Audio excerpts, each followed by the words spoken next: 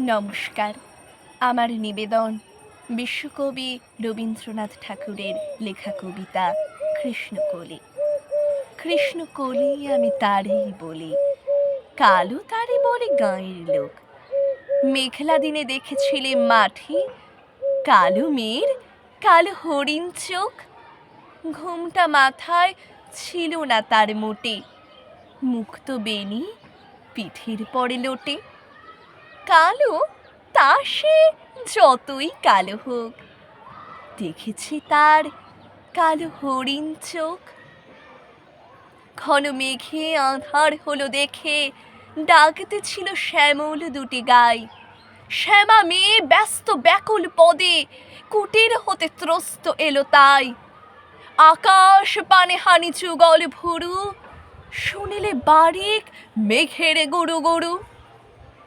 কালো তা সে যতই কালো হোক, দেখেছি তার কালো হরিণ চোখ।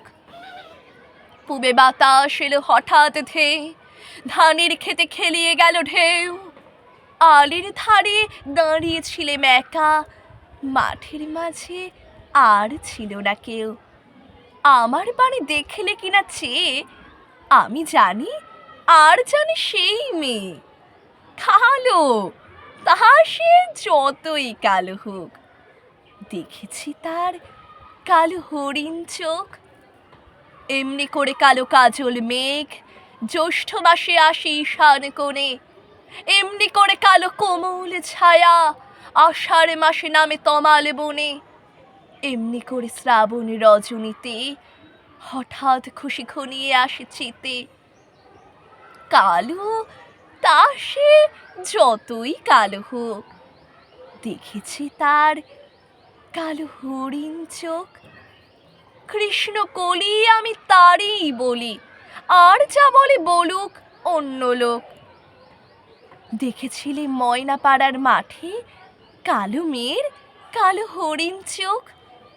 মাথার পরে দেয়নি তুলে বাস, লজ্জা পাবার পায়নি অবকাশ। কালো তা সে যতই কালো হোক, দেখেছি তার কালো হরিণ চোখ। নমস্কার।